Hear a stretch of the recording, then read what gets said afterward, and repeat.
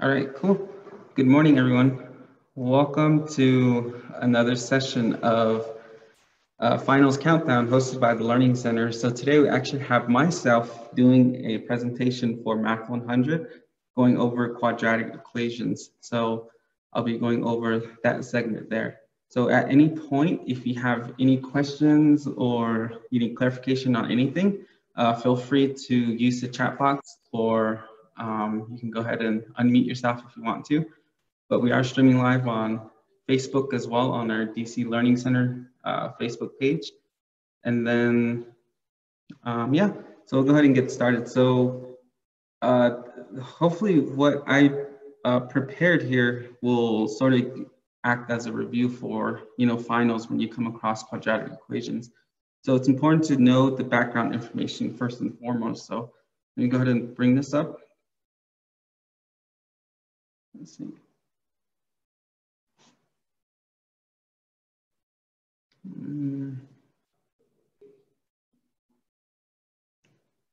All right, so quadratic equations, right?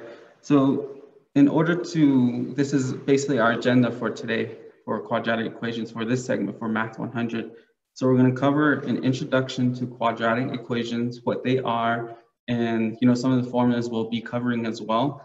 And then solving quadratic equations by, this says by completing the square, but we also have some other methods as well, using different types of, just the way the equation's looking, basically how we can solve it from there.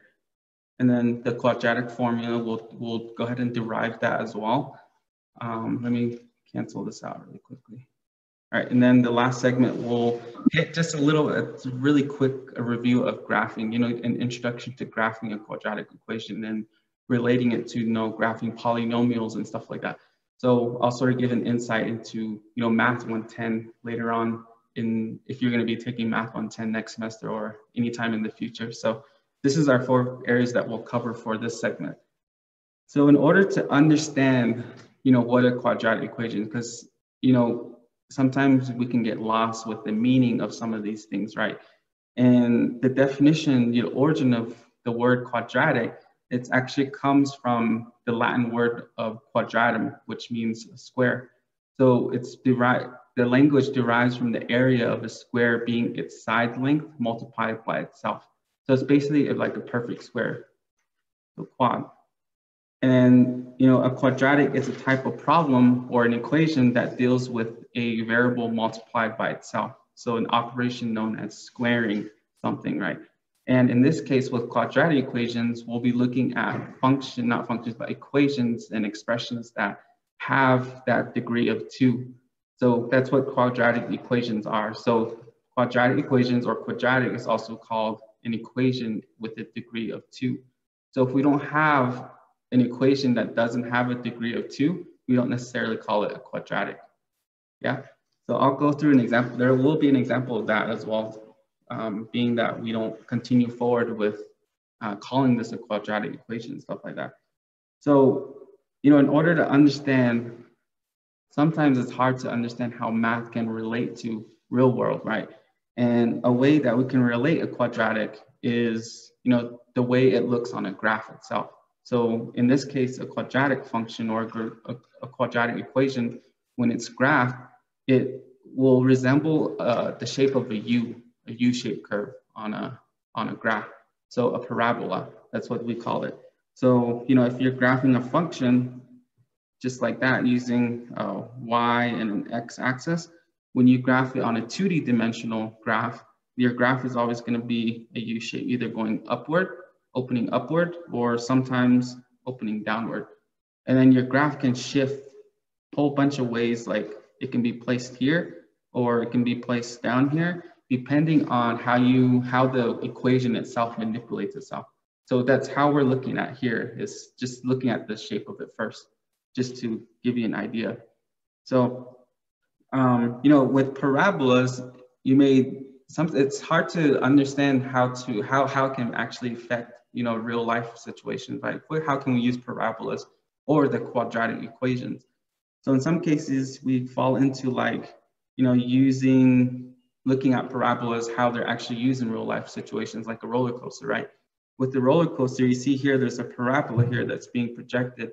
And the usage of a parabola in this case is relative to using or solving it to look at how roller coasters can adjust to speeds and stuff like that, right? And then looking at bridges, they use parabolas to identify support and strength of building these types of structures, right? When can it collapse and stuff like that. So you need to understand how parabolas work and how, depending on what you're applying it to, how it can help you in a way, basically. And another example is satellites. So with satellites specifically, you know, there is a parabola here occurring within this portion. And they use parabolas to measure how, you know, signals, or if this were like a mirror or something like that, right? They use parabolas to come up with the shapes of things so that, you know, in this case, signals, when they come up and they bounce off, you know, how much of an angle can they actually bounce off of, like that, basically, to you know, maximize signal strength and stuff like that, right? Maximize domains and ranges and stuff like that. So that's what parabolas are actually used for in real life situations. So when we talk about adding, we first derived quadratic, right? The word quadratic means quad, means square. But now we're going to take a look at the difference. Sometimes we can get mixed up with the words, you know, expression versus equation. In this case, you know, quadratic equations, we're saying equations. So we want to take a look at the difference between expression versus equation. So when we take a look at this, expressions are a combination of numbers, variables, and symbols to be calculated, versus, here's an example, versus equation, which contains expressions that are separated by an equal sign, as you see here. So an expression doesn't have an equal sign within the equation itself. So we automatically want to calculate and output the answer, right? But with an equation, we want to balance and look for variables. As you can see here, we have variables present here, and we have this equal sign here. So we want to balance the equation itself to isolate x and find the value of x.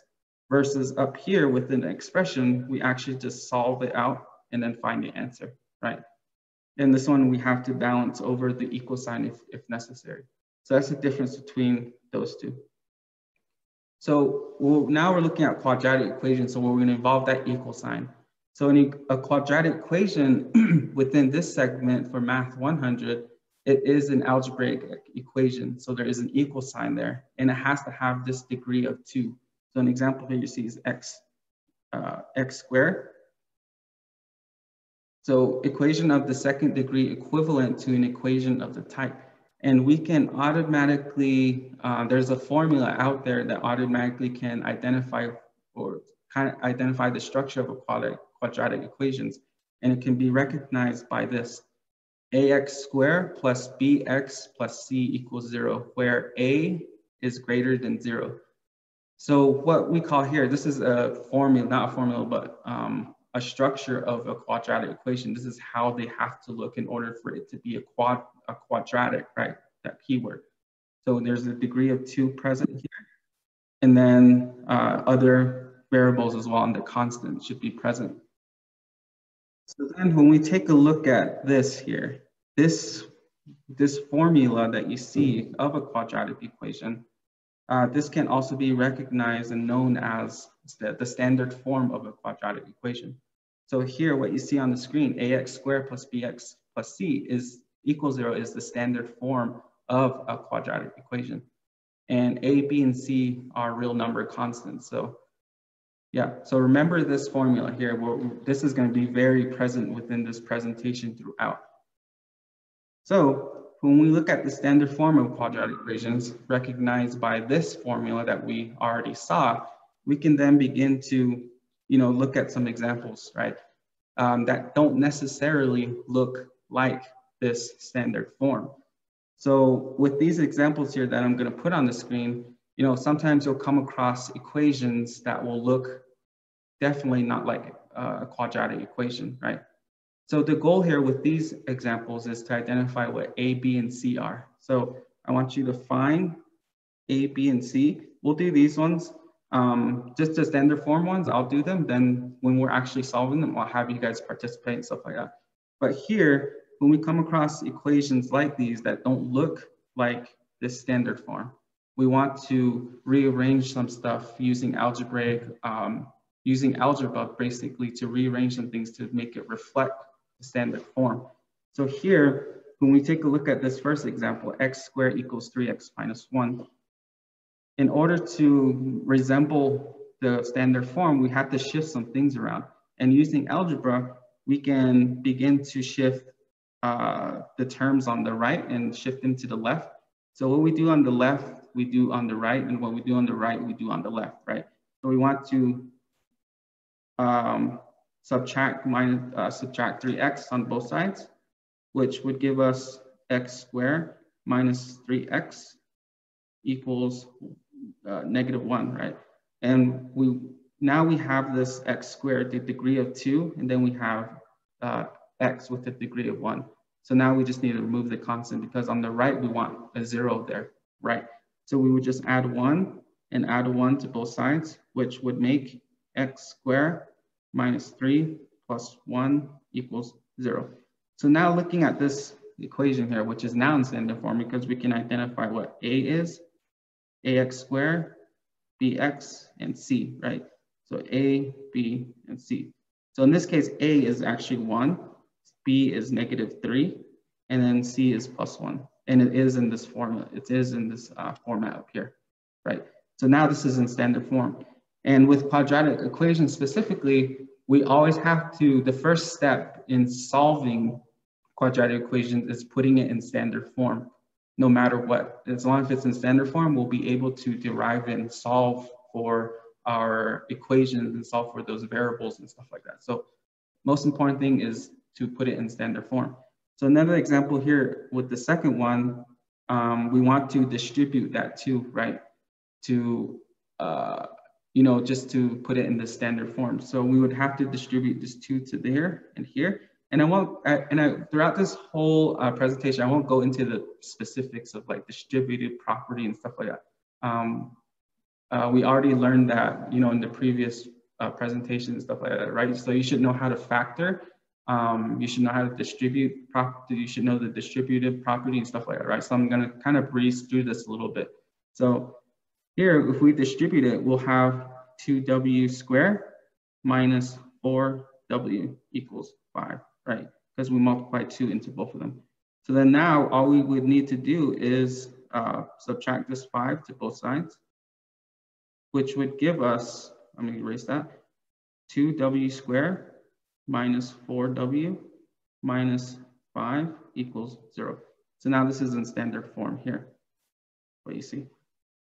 Same thing with the far right. We distribute that z into the parentheses. So z squared minus z equals 3. Just subtract the 3 from both sides. Just do that. Z squared minus z, I should put that like that, minus 3 equals 0. So this would be our standard form in this side here. So most important thing here, put it in standard form before we move forward to solving it. Any questions there? So the next thing we're gonna focus on is looking at things that, another standard form of quadratic equations. Notice that here within this portion here at the very top, we don't automatically see that plus c, which is the constant, right? So this is another standard form of quadratic equations, is not involving that c that you see at the very top. So in this case, a has to be greater than 0, and c if c equals 0, in this case, we don't have plus c, right? We don't have plus c up here. So c is 0. So a way to do that, a way to put it in standard form as well is to, just shift things around algebraically. So with this example here on the bottom, all we would do is just, subtract this 5y on the right on both sides always. And then we would get 8y squared minus 5y equals 0, right? So we have 8y squared minus 5y equals 0. Now this resembles ax squared plus bx equals 0. So this is in standard form currently. Same thing with this next one. We want to distribute the 5x times x, which is 5x squared equals 21, right? And then what we would do here is subtract 21 from both sides because we want the 0 on the right. So 5x squared minus 21. So notice how this one doesn't have an x or variable attached to it. And there is a constant here present, right? Which is the c. This is c and this is a. Sometimes when you see something like this, it's okay because this is written a little bit differently, but if we were to actually write it in the standard form with the plus c, we can resemble it like 5x squared plus 0x minus 21 equals 0. But because we have that 0x, we don't necessarily need to include it within the equation itself.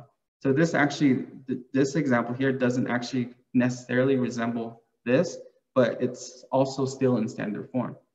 So when we take a look at this one here, 5x equals 3, the last example, what happens here is that, you know, we don't necessarily call, we can solve this, right? If we were to divide it and put 3x equals 3 over 5, but what we're focusing on within this presentation is quadratic equations, which is we're going back to that degree of 2.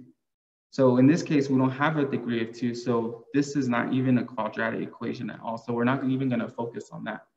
So this is going to be crucial when you're solving quadratic equations, because anytime you're going through the math and stuff like that, and you come across just one x and no degree of 2, then you're doing something wrong with the process at the top. Because when you come across a degree of 1, which is this x, then you're not going to have an answer that can reflect a quadratic equation. So any questions there? All right, so here, when we move into actually solving, this is the biggest part of the presentation, solving quadratic equations. So solving quadratic equations, there are many different ways to solve a quadratic equation. And the whole point of solving these quadratic equations is looking for solutions, what we call solutions of quadratic equations that reflect an x-intercept on a graph. So what we're looking at when we're solving quadratic equations, the whole purpose is looking for these x-intercepts of where the graph will intersect at x. Whoops, like that, right? So these are what we're looking for specifically, are these x-intercepts, and that's how the whole point of solving quadratic equations.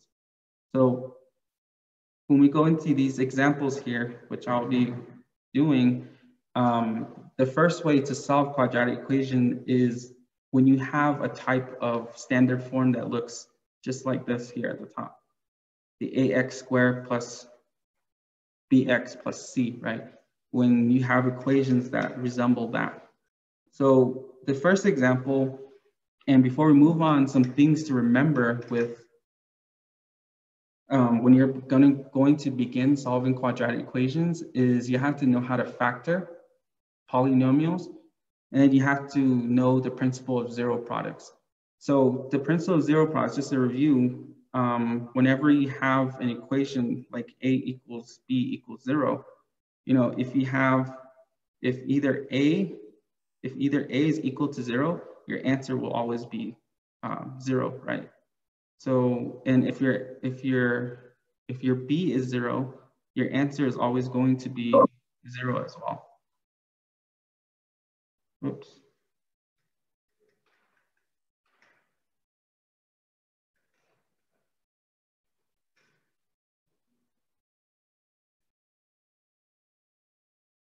Sorry. All right, so coming back to this, you need to know the factoring and principles of zero product. So a, b equals 0. If a is equal to 0, then your solution is going to be 0. And if b equals 0, your solution is going to be 0.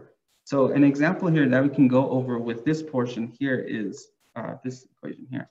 So like, let's take a look at x minus 1 parentheses x plus 1 equals 5 parentheses x minus 1. So when you look at this equation here, if you're given this to solve it, so the key is to solve it.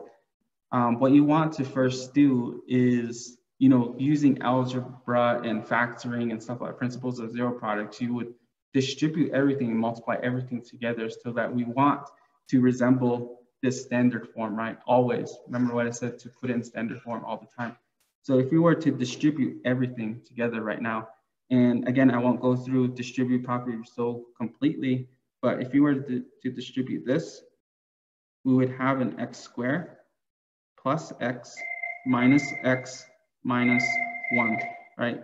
Equals 5x minus 5. So at this point, we just combine like terms.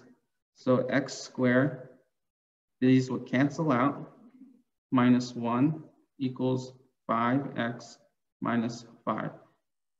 And again, we're trying to come up to the standard form, so we shift some things around. So we would have to minus 5x on both sides. We would get x squared minus 5x minus 1 equals negative 5. Add the 5. Oh crap, I lost it. Sorry.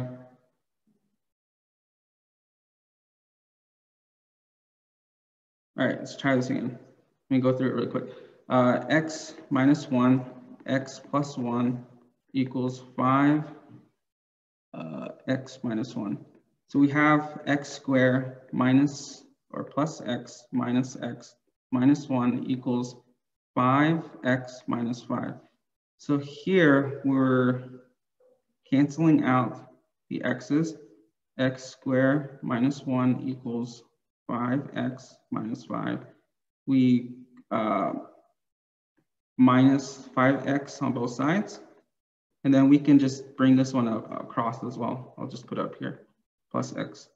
So then now we have an x squared minus 5x plus 4, because minus 4 plus 5 is 4, equals 0. So now this is in standard form here, x squared minus 5x plus 4. So what happens here is, this is where this factoring comes into play, right here at the very top.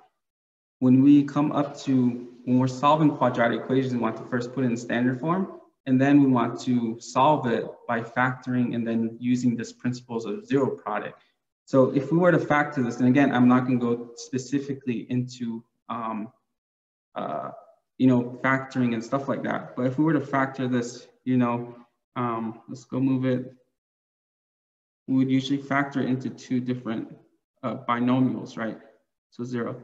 So using your factoring techniques, we can factor this to x, I think it's going to be minus 4 and minus 1, because when you distribute all of these binomials, when you multiply it through, it will become x squared minus 5x plus 4. So this is what we want next. After the standard form, we want a factorized version. And using this factorized version, that's when we use this principles of zero product with the a b equals 0, where if a equals 0, then your solution is going to be equal to 0, right? Same thing with b. So we do that. The whole point of this portion here from here is that we want to take this whole equation here and equal those a and b to 0, so that we the equation balances out itself, right? So we want to take each of these in factored form. So this first binomial and the second binomial, we want to extract them and equal them to whatever this is, 0. So we want to take x minus 1 equals 0. Then we want to take x minus 4 equals 0. And then we want to solve those out algebraically. So standard plus 1, x equals 1, plus 4 on the side, x equals 4, right? So when we get to this point, these are your solutions of this equation here at the very top. So again, put it in standard form first, and then factorize it and use the principle of zero products to find the actual solution. So with this equation specifically, at the very top, we have two solutions to it. You might think that, but you want to do a test first with any type of equation. So you want to plug in 1 into this equation at the very top and see if it equals out. If it does equal 1 equals 1 on both sides, then it does check out like that. Got it? So the next one I want to cover is another one, just another example. And I'll sort of breeze through it now a little bit. So we have this equation here, 2x squared minus x minus 21 equals 0. So what happens here is that we want to, using factors and stuff like that, right? What do you think we can do here with this equation here? Anybody? Or how would you begin to solve this? This is another, it's already in standard form, right? It's already in standard form. So we want to, again, factor it basically, because this is in standard form. Now we want to find the factored version using, factoring techniques. So this would actually factor to 2x minus 7 and x plus 3, because when we distribute that, it will equal what's at the top. So just using our principles of zero products, again, we want to take each of these binomials and equal them to 0. X plus 3 equals 0. And then solve it through, right? 2x equals 7, because here we're adding 7 and we're adding 7. And I'll just do them simultaneously. So x minus 3, x minus 3. So what we have down here is 2x equals 7. And on the right, we have x equals negative 3, right? So this one here is a solution of it currently. And then here on the other side, we'd have to divide the 2. So then a solution for this equation could be x equals 7 over 2, right? And again, don't think that we stop here, because sometimes these equations, these solutions may not always equal out up here within the standard form. So we'll just take this negative 3 on the side and we'll plug it into the equation here. So 2, plug in the x, negative 3 squared minus negative 3 minus 21 equals 0. So if we were to square the negative 3, we'd get 9. And then a negative times a negative, in this case, is a positive, right? And then minus 21 equals 0. 2 times 9 is 18, plus 3 minus 21. Calculate everything together since they're all like terms. So 21 here minus 21 equals 0. This equals 0, this equals 0. So this is a solution of the equation. And you'll do that to this one on the left as well. If anytime you don't have anything like this that is true, then that equation is not necessarily going to be a solution. So you can exclude it within your answer as well. So we want to do that test as well to see if it satisfies. All right, so we'll go ahead and move into a practice problem for you guys. I'll only do 2 for each one. So for this one, I want you guys to do really quickly, 3a squared equals 10a plus 8. What are the solutions for this one? Give these like two minutes.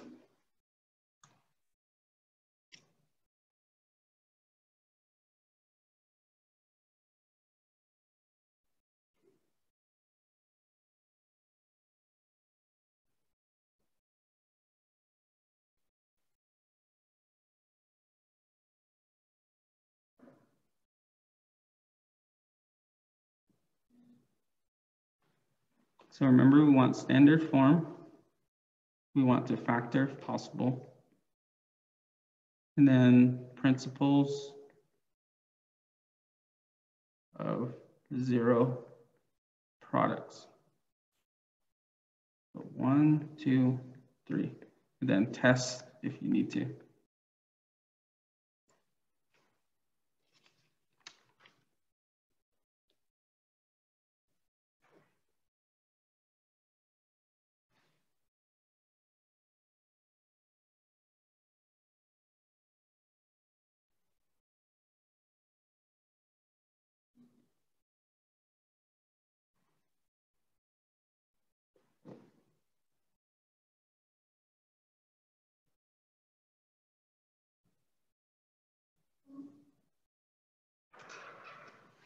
All right, so for this equation here, we want it in standard form, right?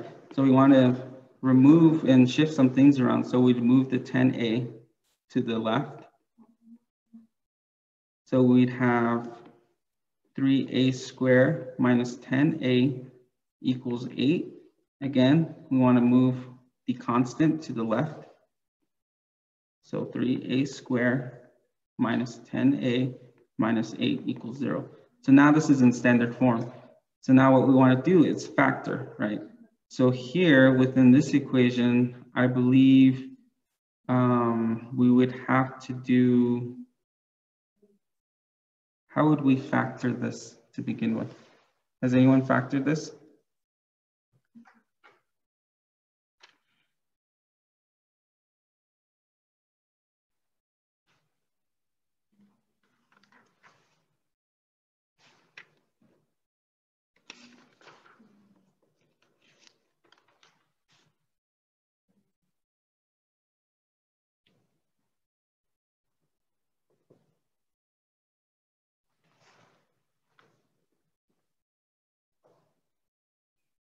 I don't want to jump ahead to you know, how we can factor this like really quickly with quadratic equations, because we'll go into that.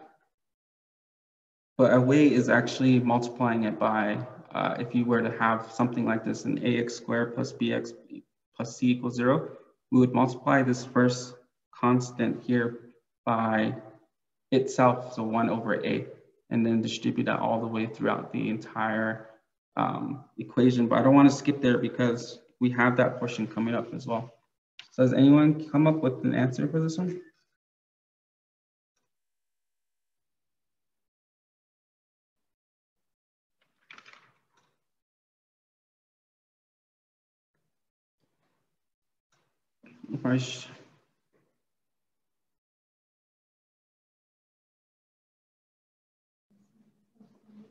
So I believe this one would actually distribute to, I know there's an a here, AA, and the products of 1 and negative 8 is 1, 8, 2, 4, and those, that's it, right?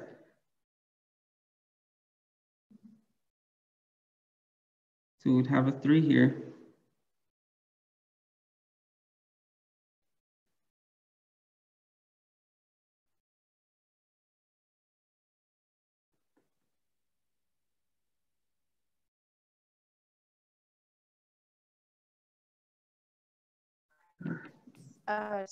Minus 4. So this is what our factor would look like. 3a minus 4a minus 4, because when we distribute everything, we get 3a squared minus 6a minus 4a plus 8, which equals 3x squared minus 10a minus 8, right? I think there's a type, oh, this is type, yeah. So anyway, when you do this factoring, you want to make it equal to 0, right? Take out these, extract these, a minus 2 equals 0. So then 3a equals 4. So then a in this case would be 4/3. And then a would equal 2 on the side. So these are your solutions, basically. All right, Nicholas has the factored form. So there is some typos in mine. There's a 3a plus 2, actually, plus 2, and then a minus 4. But you get the logistics of, you know, this format here on the right. Standard form, factorize, principles of 0, and then test it. So in some cases, you'll come across, again, looking at a different standard form, you'll come across equations that have ax squared plus bx equals 0. So we don't have that c here at the top. So an equation, an example of this one would be like 10x squared minus 6x equals 0.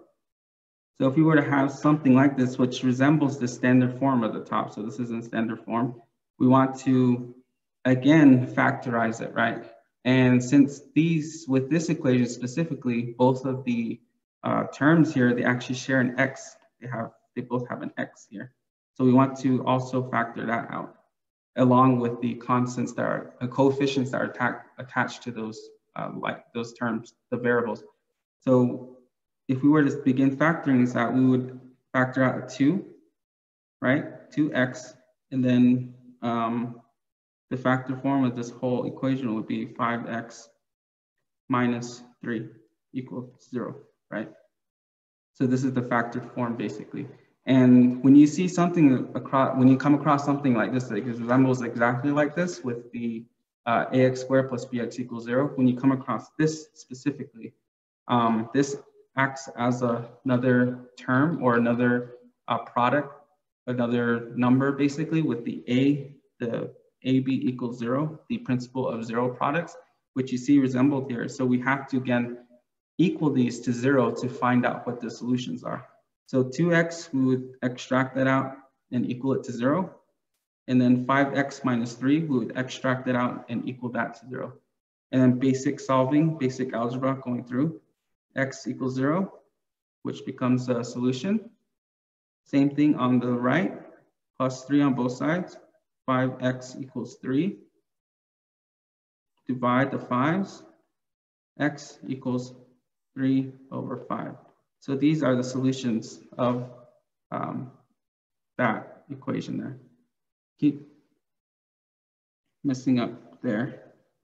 But the main thing with the quadratic equations, what we just looked at, right?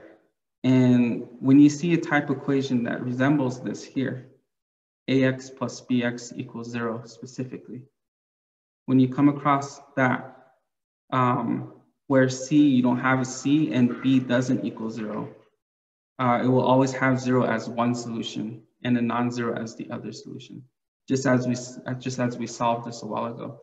So when we take a look at this next one, y squared equals 8y. Again, putting it in standard form, we get 8y squared minus 8y equals 0, which resembles the standard form. So we already automatically know, because it's in standard form, that one of the solutions, in the back of our mind, one of the solutions is going to be equal 0. And that's because when we distribute this, factor it, just as we do here, y parentheses y minus 8, close parenthesis equals 0. This here on the very first term, the very first term here, when we equal it to 0, it'll just automatically equal 0, right? But then on the right one, when we equal it to 0, we get a y equals 8. Right, so when you come across a quadratic equation that has ax squared plus bx and no constant equals 0, you automatically know that one of the solutions will be 0. So those are the two ways, using ax squared plus bx plus c equals 0, and then using ax squared plus bx equals 0. So then the next one we're going to go into is looking at solving quadratic equations using ax squared equals p. So in this case, when we look at this equation here, we must apply the principle of square roots. Now we're shifting to square roots, principle of square roots. Before we're focusing on zero products. So here it's square roots. So whenever we see something like this, an ax squared equals b, the number 0 has one square root, which equals 0, right? So x squared, when we look at this here at the bottom, x squared equals d, when d is greater than 0. When we see this specifically, the solutions that we will basically have in this section is that when we square this, right? If we square this, our x solution is actually going to be equal to the square root of b. And it's also going to be equal to the square root of negative b, just like that. So there's going to be two solutions to these types of questions if you come across an ax squared equals p. So these are the two solutions to the problem. So as practice, when we take a look at some examples of this here, of ax squared equals p, we can take a look at, let's say, 6x squared equals 0. So this is in standard form, as you see here, it resembles each other. So thinking back to the principle of square roots, we have we have x squared equals d, right? So when we have something like this, using principle of square roots, we have to square root it, and then we have two solutions, x equals square root d, x equals negative square root d. So looking at here, resembling it to our actual equation, we can begin to solve this a little bit. And the first thing to do is that we usually don't want these coefficients at the very beginning, always within any type of polynomial or quadratic equation. So we want to divide both sides by 6. So then we'll have x squared equals 0, because 0 divided by 6 is 0. So now when we take a look at this, we want to square it, right? So we would square it, or just looking at this principles of square roots, our solution here would actually be just 0. It can be positive 0 or negative 0, but that doesn't really matter here. So our solution here is just x equals 0 for this example. Another example can be 12x squared equals 48. So here again, we have this leading coefficient that we really don't want, right? So we would divide 12 to get rid of it. What we do on the left, we do to the right. So here we have x squared equals 4, because 4 times 12 is 48, and 48 divided by 12 is 4. So using principle of square roots, we would have two answers, right? Square root negative d and square root d. So we can automatically assume that x here is going to be equal square root of d, and x is going to equal square root of negative d. And this d is actually 4. So we can say x equals square root 4, and x equals negative square root of 4. So if we were to solve that through, let's take this one, take that one and move it up here. So x equals square root of 4, which basically just equals x equals 2, right? Same thing with this one on the left. If we were to solve that out, x equals negative 2. So our solutions here with this equation here that we saw is x equals negative 2 and x equals 2. But again, you have to plug them in to test it. But in this case, they will both be solutions. So these are going to be the solutions for this equation. All right, so that's another one, is ax squared equals p. The next one I want to sort of cover is looking at x, this one here, this x plus c all squared equals d. So this one's the same thing as the square root, this principle of square roots. So when we see something like this specifically here, you know, this one has a really specific, if you were to see something like this specifically, you'll see that when you solve something like, let me just explain it here. So let's take a look at this one, x minus 5 squared equals d. So this is the same thing, right? Looking at this principle here, x squared equals d, which our x is going to be equal square root d, and x is going to equal square root negative square root of d. So taking a look at these two here, we can rewrite this equation here, which is in standard form, right? Here, we can rewrite it to resemble this and this as a solution to begin finding the solution. So our x here is in here. It's literally hidden within the parentheses itself. So this whole term, this whole binomial within the parentheses is the x. So we can take that out, x minus 5 equals, you know, here, we're looking at this one here, x equals square root d. We can square root, whoop, that one says d. Let's just do like 25.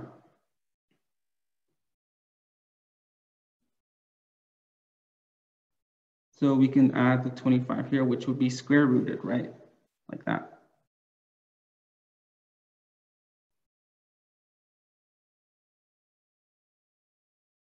And then same thing with the left. We would do x minus 5 equals negative square root 25, because this one here on the left, the right actually resembles this one here. So we're taking out the x out of the parentheses. Then if we were to just solve this, we would have x equals, we'll just multiply or square root it immediately. So 5 Then we're going to add the 5 from the left, right? Because we're adding 5 and adding 5. So a solution for this one would actually be 10. X equals 10, like that. Same thing with this side. We'll go ahead and leave the 5 on this side first, but we'll solve this one, which is negative 5. So then we'll add the 5 because we want the variable on its own. So then x in this case is 0. So these are solutions to this problem here. So it's coming back to that principles of square roots and principles of zero products, basically. So looking at here, using these two concepts of principles of square roots. All right, so the next one, just as another example really quickly, so I don't lose anyone. Let's look at x plus 2 square equals 7. So this is already in standard form. So using principles of square products, we can extract the parentheses from within, then equal it to the square root of 7.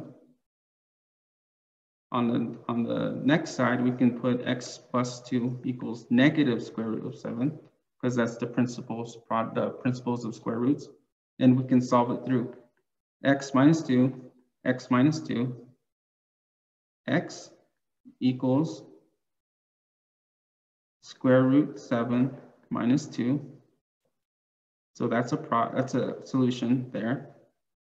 Some people like to write it this way, or you can write it like negative 2 plus square root of 7. Some professors like them switch with the radical being at the end. So here on the right side, we can minus 2 from both sides. Same thing, that cancels. X will equal negative 2 minus square root of 7. So these are going to be your answers here. Yeah. So we covered about 4 so far. So we covered ax squared plus bx plus c equals 0. And then we did ax squared plus bx equals 0. We did ax squared equals b. And then we have x plus c squared equals d. So we covered 4 ways that you'll come across these equations, different kind of equations that will look like these. And those are the ways to solve them. So it's basically extracting using those principles of zero products for these two, and then principles of square roots for these two. So then one of the biggest things within a quadratic equation is actually doing something what we call completing the square. Because sometimes when we come across quadratic equations, we're given something that will not automatically factor within itself immediately, right? So this whole thing with completing the square is that we're going to manipulate it a little bit to make it factor a little bit more better, basically. So the concept here with completing the square, if we were given an expression, as you can see, we want to begin completing the square, we want to take that coefficient of x, which is just this one here, the coefficient of x, so b, we want to divide it by 2 and then square that entire portion there. So as an example here of how to actually complete the square, let's say we're given x, let's say we're given x squared plus 10x equals 4. So in this case, if we were to just automatically just start solving this, right, we would put in standard form, and that would mean shifting the 4 to the left side, right? So we put minus 4 equals 0 because we're minusing the 4 on both sides. And if we were to try to factor this as much as possible, factoring, trying to think about it and stuff like that, we would come into an error here because this polynomial that you see here, this quadratic equation, cannot actually be factored immediately because it cannot be calculated, right?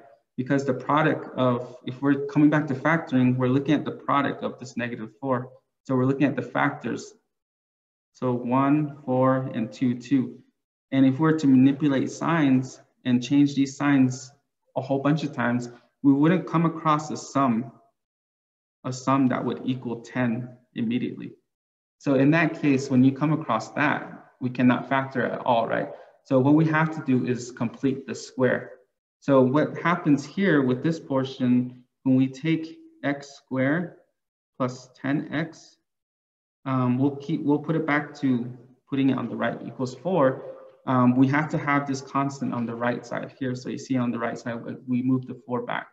So what we do here is we take this coefficient 10, we divide it by 2, right? Which would equal, we'll do this on this side. So we're taking that leading coefficient 10, and then now we're going to divide it by 2, right? Which equals 5. And then resembling this here, we divide it by 2, now we're going to square it, which would equal 25. So what happens to this here, this 25, is that we're going to add it to the equation to balance it so that we can actually complete the square. So what we'll do here is we'll add it. We'll add it here, plus 25 and plus 25, which would give us, I'll use this blue, x squared plus 10x plus 25 equals 25. So now when we look at this, we can complete the square by, factoring it a little bit. And this here on the left side would now easily factor to x plus 5 squared equals 25, right? So now it's in factored form. And this looks a little bit familiar, right? Because that equation, x plus c squared equals d, what happens there, right? We know how to do it now. So we can extract the x plus 5 and make it equal to square root of 25.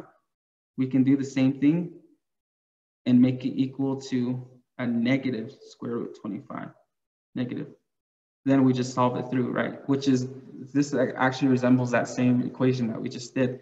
So x plus 5 equals 5 because we solved this. The square root of 25 is 5. Then we minus 5 on both sides, which equals 0. So this is the solution. Same thing with this side. X plus 5 equals negative 5 because this one's a negative. Then we add the minus the 5 on both sides, so x will equal negative 10. So this is the solution here. So that's what we do with completing the squares, that we manipulate it so that we can put it in standard forms, as you see here with, we made it manipulate this one here.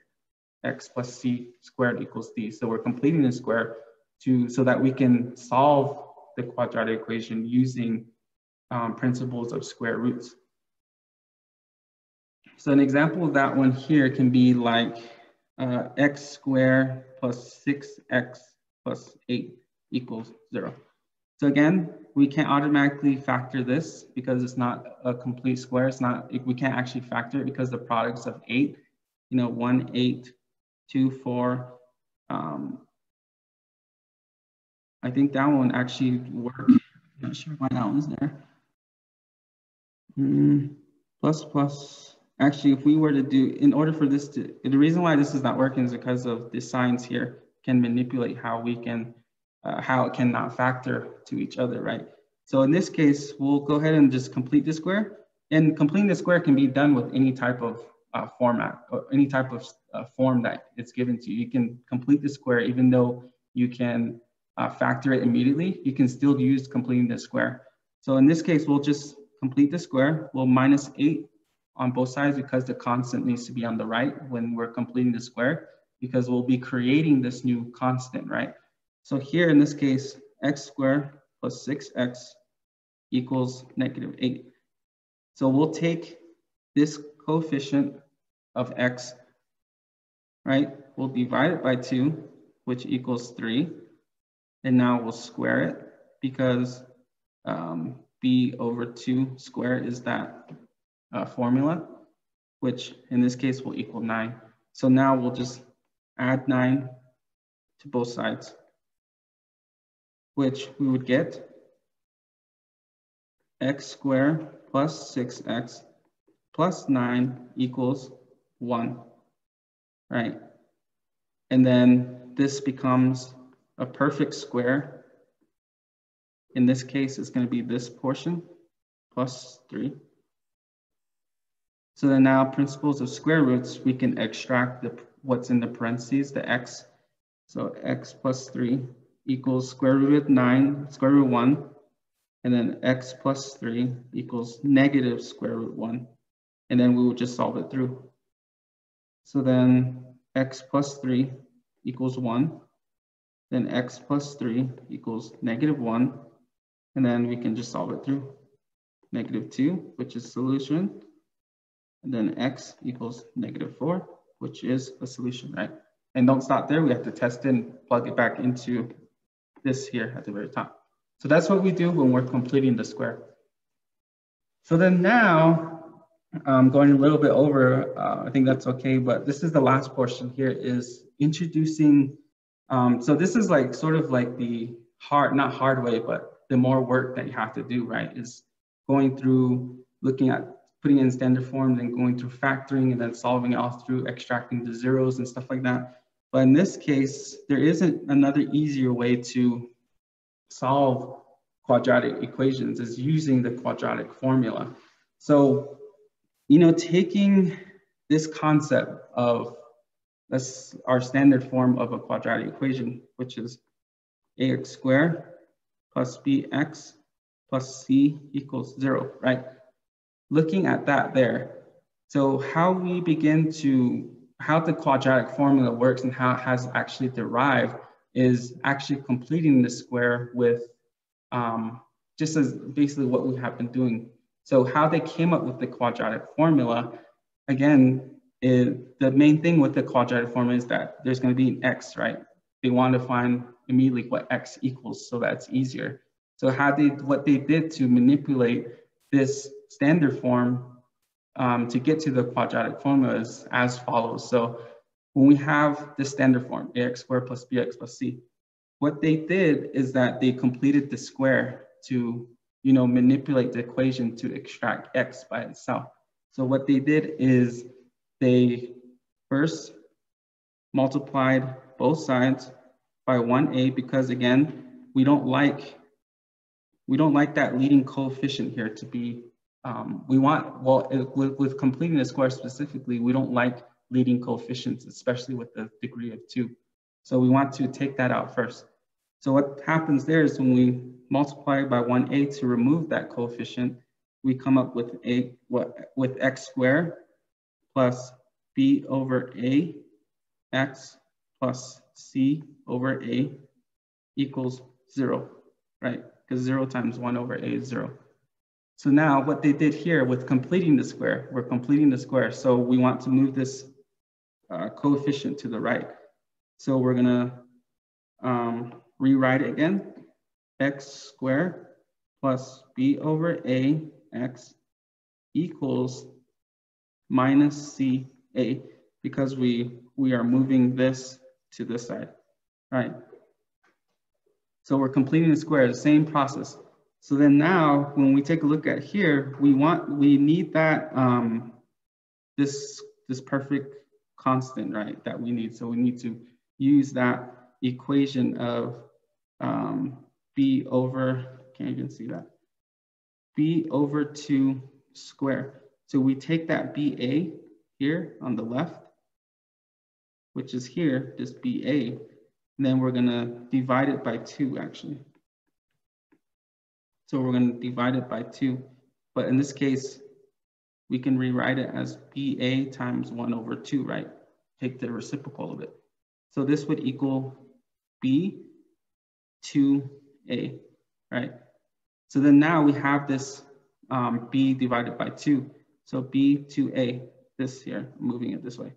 So now what we want to do is square it. So in this case, it would be B squared over 2A squared. So this here is our new coefficient that we're going to be adding to both sides. So what we'll do here is add that. So plus B squared over 2A squared plus B squared over 2A squared. So now we completed the square.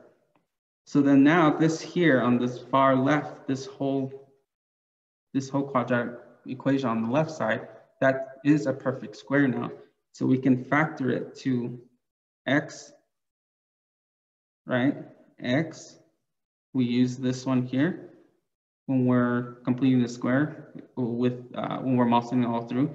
So we'll take x plus b over 2a square. So if we were to multiply this whole entire thing out, we'll come up to what's at the top, right? And then we'll go ahead and solve and combine like terms on the right side and make the denominators the same and so forth as well. So minus ca plus b squared over 2a squared. So we'd want to multiply and combine, make the denominators the same in this case on the right. So we would multiply the top and bottom by 2a. Hopefully you can see that. I don't think you can see that. 2a and 2a. So when we multiply that, calculate that all out, we get negative 2ac over 2a squared plus b squared over 2a squared. So now we have the same denominators and we can just add it through. So what we'll get here as a final product is, see if I can zoom in.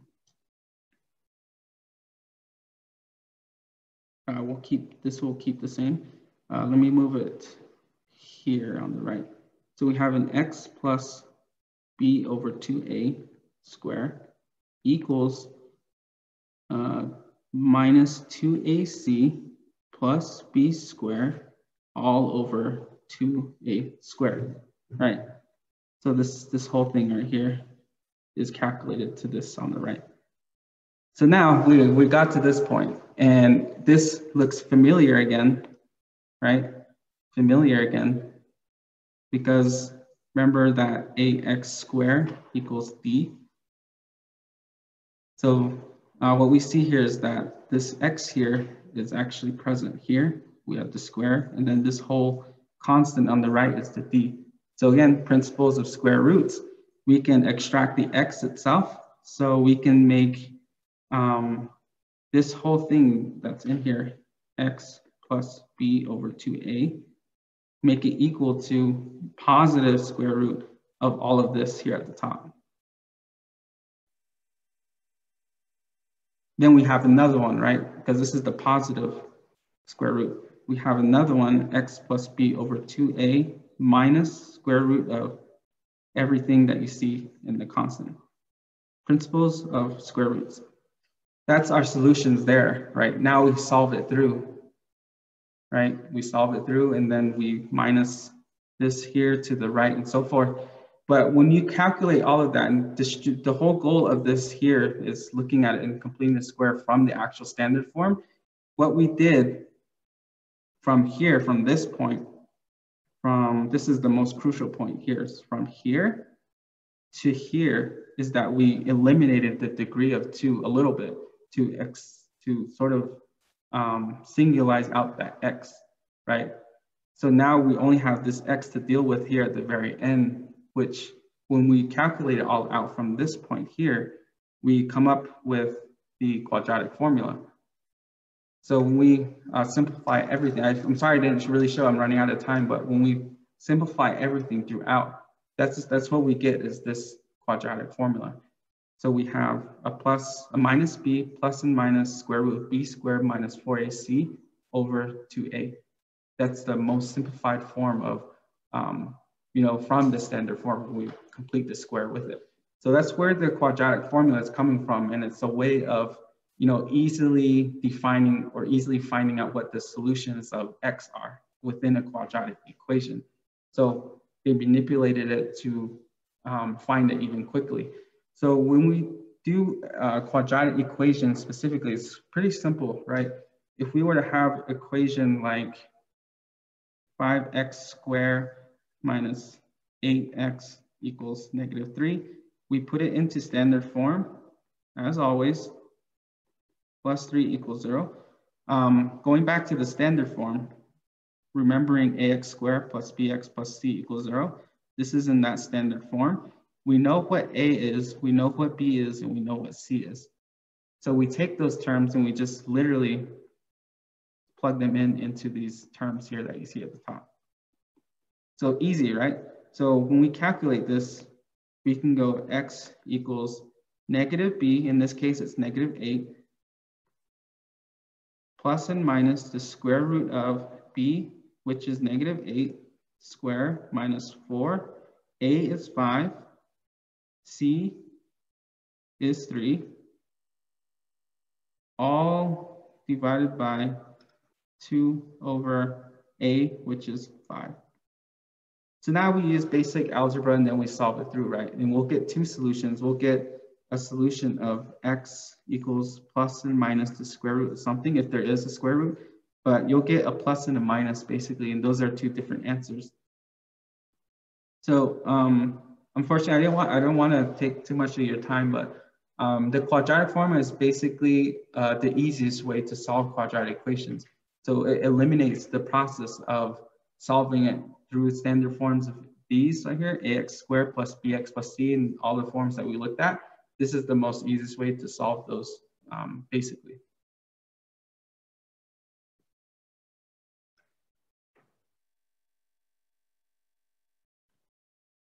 And then the last thing I wanted to cover is when we're looking at quadratic, and this is an introduction into functions specifically, functions and equations of quadratics, and looking at it on a graph.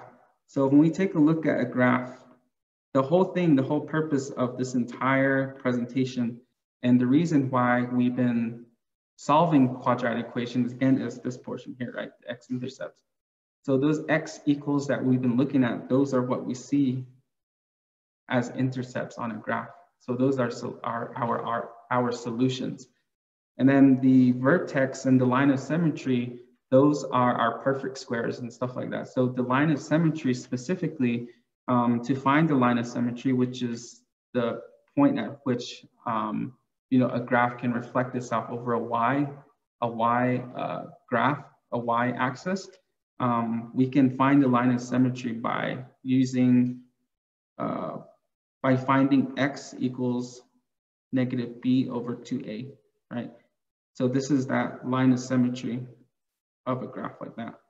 And the vertex itself, the x coordinate specifically, will be this here. This is, we already found x here. But to find the y, we would just plug in what value here, this value minus b over 2a, into the actual equation right at the top. So this x values will be entered into here and here, which would help you find y.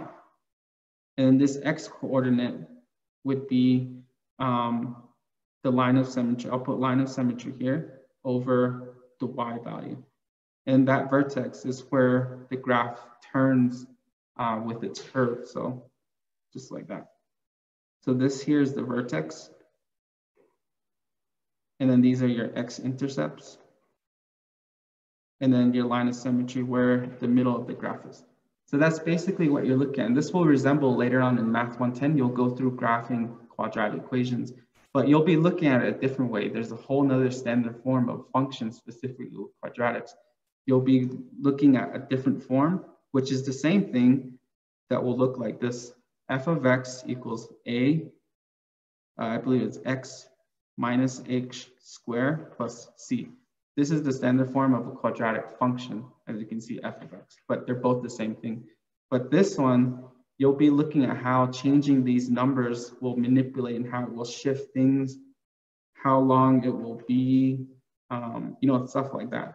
That's just by looking at this graph, you'll be able to identify how to manipulate the graph using this standard form within quadratic functions.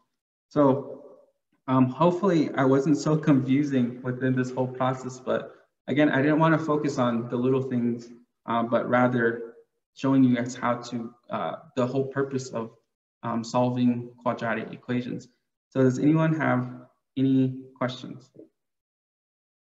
I know I went over a ton of time.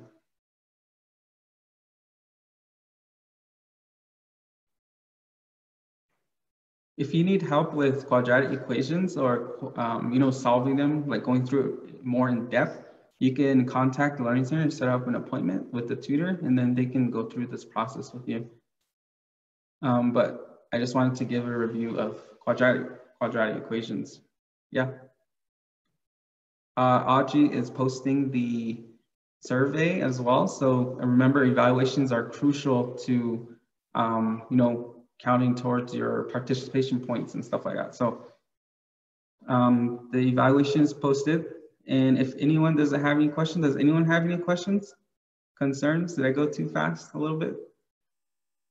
Make sure to note those kind of things in the evaluation, because this was my first math presentation that I've done. I usually tutor in the higher, looking at like pre-cal and calculus and stuff like that. So I tend to, I'm gonna out myself, I tend not to talk about a lot of the little things, you know, necessarily just talking about how to actually solve it and stuff like that. So yeah, just a reminder, we have, I believe Ernest is beginning his presentation, which started at 11. Then we have Shikanada at 1 o'clock. And then we have myself at 3 o'clock again with rhetorical, the rhetorical triangle within English. So yeah. If anyone doesn't have any questions, we can go ahead and end it at that for this session. And I appreciate everyone that has joined us here today. We have a whole bunch of events still coming up. So yeah, enjoy the rest of your day. Biga.